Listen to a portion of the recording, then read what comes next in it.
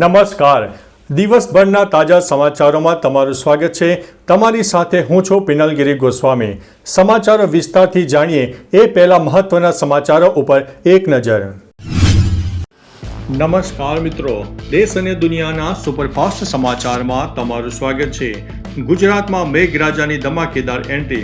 હવામાન વિભાગની આગાહી અનુસાર રાજ્યના અનેક વિસ્તારોમાં મેઘરાજાની એન્ટ્રી થઈ ગઈ છે.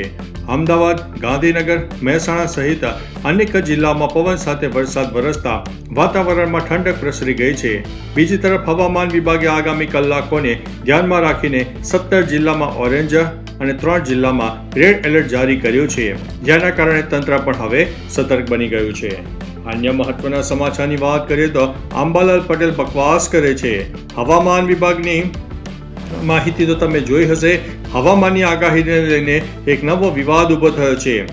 ભારત જન વિજ્ઞાન જાથાના પ્રમુખ જયંત પંડ્યાએ અંબાલાલ પટેલ સહિત અનેક ખાનગી આગાહીકારો પર આકરા પ્રહારો કર્યા છે. તેમણે આગાહીકારોની આગાહીને બિનવૈજ્ઞાનિક અને ભ્રામક ગણાવી છે. સાથે જ અંબાલાલ પટેલ બકવાસ કરે છે તેવા આક્ષેપ પણ કર્યા છે. જો કે આ બાબતે અંબાલાલ પટેલે પણ વળતો જવાબ આપતા કહ્યું છે કે વિજ્ઞાન જાથાએ અંધશ્રદ્ધા સામે કામ કરવું જોઈએ. અન્ય મહત્વના સમાચારની વાત કરીએ તો વરસાદને લઈને અંબાલાલ પટેલની આગાહી. હવામાન નિષ્ણાત અંબાલાલ પટેલે ખેડૂતોને સારા સમાચાર આપતી આગાહી કરી છે. આગાહી અનુસાર 23 જૂન બાદ ગુજરાતમાં ચોમાસું સક્રિય બનશે અને રાજ્યના અનેક વિસ્તારોમાં સારો વરસાદ નોંધાઈ શકે છે. આ દરમિયાન ઉત્તર તેમજ મધ્ય ગુજરાતમાં વાવણીલાયક વરસાદ થવાની શક્યતા છે. સાથે કેટલાક વિસ્તારોમાં 3 થી 5 ઇંચ જેટલો વરસાદ પડશે, જે ખેતી માટે લાભદાયક સાબિત થશે. અન્ય મહત્વના સમાચારની વાત કરીએ તો શાંતિ કરારને લઈને ઈરાનનો ચોંકાવનારો ખુલાસો. અમેરિકા અને ઈરાન વચ્ચે થયેલા શાંતિ કરારને લઈને ઈરાનના સુપ્રીમ લીડર મોજતબા ખામેનીએ મોટું નિવેદન આપ્યું છે. તેમણે કહ્યું છે કે આ કરાર પીછે નહીં, ઈરાન નહીં, પણ અમેરિકાની બેચેની અને મજબૂરી હતી. ખામેનીએ દાવો કર્યો છે કે અમેરિકી રાષ્ટ્રપતિ ટ્રમ્પે કરારને સંભવ બનાવવા માટે દરેક પ્રકારનો દબાવ અને પ્રભાવનો ઉપયોગ કર્યો હતો. અન્ય મહત્વના સમાચારની વાત કરીએ તો રાજ્યમાં 24 કલાકમાં 75 તાલુકામાં વરસાદ નોંધાયો છે. હવામાન વિભાગની આગાહી અનુસાર રાજ્યમાં છેલ્લા 24 કલાકમાં પંચમહાલમાં હાલોલમાં સૌથી વધુ 4.5 ઇંચ, ગોધરા જાંબુઘોડામાં 3.5 ઇંચ, શહેરામાં 3 ઇંચ, બોટાદના બરવાડામાં 3 ઇંચ, જ્યારે મહેસાણાના કડીમાં 2.5 ઇંચ જેટલો વરસાદ થયો. ખેડાના નડિયાદમાં 2 ઇંચ, મોરવામાં 2 ઇંચ, છોટાઉદેપુરના બોડેલીમાં 1.5 ઇંચ અને મહીસાગરના કોઠંબામાં 1.5 ઇંચની આસપાસ વરસાદ નોંધાઈ ગયો છે. અન્ય મહત્વના સમાચારની વાત કરીએ તો વાવાઝોડા સાથે વરસાદની આગાહી. હવામાન વિભાગ દ્વારા દેશના અનેક રાજ્યોમાં ભારે વરસાદની આગાહી કરી છે. આગાહી અનુસાર 18 જૂનથી સક્રિય થયેલા નવા વેસ્ટર્ન ડિસ્ટર્બન્સની અસર ઉત્તર પશ્ચિમ ભારતમાં જોવા મળશે. આજે આસામ, મેઘાલય, સિક્કિમ જેવા રાજ્યોમાં કરા સાથે ભારે વરસાદની ચેતવણી આપવામાં આવી છે, જ્યારે હરિયાણા, પંજાબ, હિમાચલ પ્રદેશ, ઉત્તરાખંડ અને જમ્મુ કાશ્મીર વિસ્તારમાં તોફાની પવન સાથે હવામાન વધુ ગંભીર બનવાની શક્યતા છે. અન્ય મહત્વના સમાચારની વાત કરીએ તો મેડિકલ રેગિંગ કેસમાં 6 વિદ્યાર્થીઓ સસ્પેન્ડ. અમદાવાદ બીજે મેડિકલ કોલેજમાં રેગિંગ મામલે 3 સિનિયર ડોક્ટર વિદ્યાર્થીઓને સસ્પેન્ડ કર્યા બાદ હવે ભાવનગરની મેડિકલ કોલેજમાં રેગિંગ મામલે 6 સિનિયર ડોક્ટર વિદ્યાર્થીઓને સસ્પેન્ડ કરવામાં આવ્યા છે. રેગિંગ કમિટીની 8.5 કલાક ચાલેલી બેઠક બાદ સિનિયર દોષિત વિદ્યાર્થીઓને સસ્પેન્ડ અને 7 સુધીમાં હોસ્ટેલ ખાલી કરવા માટે આદેશ આપવામાં આવ્યા છે. વધુમાં દોષિતો વિદ્યાર્થીઓ સામે પોલીસ ફરિયાદ પણ થશે. અન્ય મહત્વના સમાચારની વાત કરીએ તો વધુ એક ભારતીય જહાજે હોર્મુઝ પાર કર્યું છે. મિડલ ઇસ્ટમાં ચાલી રહેલા તણાવ વચ્ચે ભારત માટે સારા સમાચાર સામે આવ્યા છે.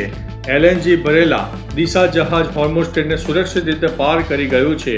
દિશા જહાજ આજે સવારે ગુજરાતના દહેજ LNG ટર્મિનલ ખાતે પહોંચ્યું હતું. આ જહાજમાં 62,370 મેટ્રિક ટન LNG છે.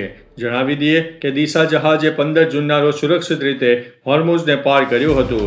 જહાજ દિશા 3 મહિના બાદ ભારત પહોંચ્યું છે. અન્ય મહત્વના સમાચારની વાત કરીએ તો રાજકોટમાં ફૂડ વિભાગની તવાઈ. રાજકોટ મહાનગરપાલિકાના ફૂડ વિભાગે સતત ચોથા દિવસે પણ કાર્યવાહી યથાવત રાખીને કુલ 887 કિલો વાસી અને અખાદ્ય ખાદ્ય સામગ્રીનો સ્થળ ઉપર નાશ કર્યો છે. લોકોના સ્વાસ્થ્ય સાથે ચેડા કરવા બદલ 62 એકમોને નોટિસ આપવામાં આવી હતી. ઉપરાંત નિયમોના ભંગ બદલ 1.08 લાખનો દંડ પણ વસૂલવામાં આવ્યો. ફૂડ વિભાગની તવાઈ બાદ ખાદ્ય પદાર્થમાં ભેળસેળ કરતા વેપારીઓમાં ફફડાટ જોવા મળ્યો છે. અન્ય મહત્વના સમાચારની વાત કરીએ તો બધું ખતમ, મોટો ઝટકો, યુદ્ધની થઈ છે અસર. અમેરિકા અને ઈરાન વાતચીતનો મોટો ઝટકો લાગ્યો છે. ઈરાને સ્વિટ્ઝરલેન્ડ આવવાનો ઇનકાર કર્યો છે. લેબનાનમાં ઇઝરાયેલી હુમલા બાદ ઈરાન ભડક્યું છે. વધુમાં અહેવાલ છે કે અમેરિકી ઉપરાષ્ટ્રપતિ જેડી વેન્સે પણ સ્વિટ્ઝરલેન્ડનો મુલાકાત મુલતવી રાખી છે.